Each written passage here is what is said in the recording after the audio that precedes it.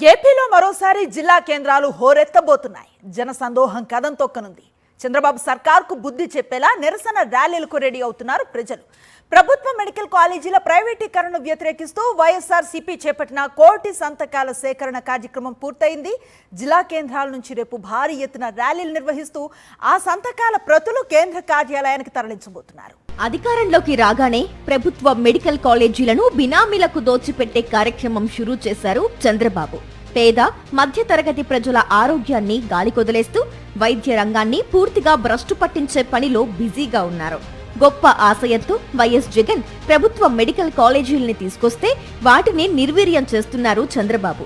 దీన్ని వ్యతిరేకిస్తూ వైఎస్ జగన్ ఇచ్చిన పిలుపుతో రాష్ట్ర వ్యాప్తంగా కోటి సంతకాల సేకరణ ఒక ఉద్యమంలా జరిగింది.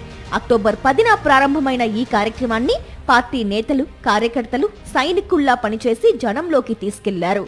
ప్రజల నుంచి కూడా భారీ ఎత్తున స్పందన వచ్చింది. ప్రభుత్వ మెడికల్ కాలేజీలను ప్రైవేటు పరం చేస్తున్న చంద్రబాబు నిర్ణయాన్ని వ్యతిరేకిస్తూ ప్రజలు స్వచ్ఛందంగా ముందుకొచ్చి సంతకాలు పెట్టారు. చివరికి తెలుగుదేశం పార్టీ కార్యకర్తలు కూడా చంద్రబాబు నిర్ణయాన్ని వ్యతిరేకిస్తూ సంతకం చేయటం విశేషం. ఇక పులివెందులలో నిర్వహించిన కార్యక్రమంలో స్వయంగా వైఎస్ జగన్ పాల్గొని సంతకం చేశారు.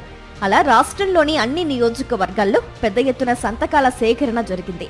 అలా సేకరించిన సంతకాల ప్రతుల్ని జిల్లా కేంద్రాలకు చేర్చారు. సోమవారం నాడు జిల్లా కేంద్రాల నుంచి తాడేపల్లిలోని పార్టీ కేంద్ర కార్యాలయానికి భారీ ర్యాలీగా ఆ వాహనాలు చేరుకోనున్నాయి.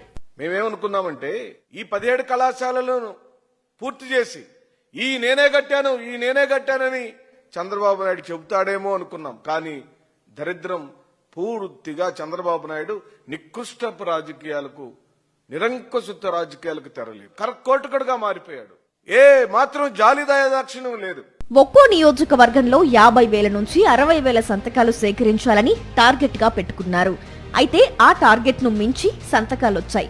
దీంతో చంద్రబాబు నిర్ణయంపై, ఆయన పాలనపై ప్రజల్లో ఏ స్థాయిలో వ్యతిరేకత ఉందో అర్థం చేసుకోవచ్చు. ఈ నెల 18న వైఎస్ జగన్ తో పాటు పార్టీ సీనియర్ నాయకులు గవర్నర్ ను కలుస్తారు. కోటికి పైగా నమోదైన సంతకాల ప్రతులను గవర్నర్ కు అందిస్తారు. రాష్ట్రంలో ప్రభుత్వ మెడికల్ కాలేజీలను ప్రైవేటీకరణ చేయడంపై ప్రజల్లో ఉన్న వ్యతిరేకతను గవర్నర్ కు వివరిస్తారు వైఎస్ జగన్. ఎట్టి పరిస్థితుల్లో ఈ రాష్ట్రంలో 17 మెడికల్ కళాశాలలను నువ్వు ప్రభుత్వం పరిధిలోనే ఉంచాలి. అదే మా డిమాండ్.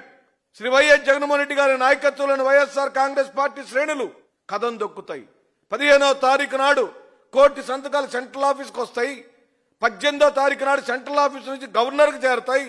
ఈ లోపైన నిర్ణయం మార్చుకోమని చెప్పంటున్నాను. పేద మధ్యతరగతి ప్రజల ఆరోగ్యం గురించి ఏమాత్రం ఆలోచించకుండా చంద్రబాబు తీసుకుంటున్న ప్రైవేటీకరణ నిర్ణయాలను జనం తీవ్రంగా వ్యతిరేకిస్తున్నారు.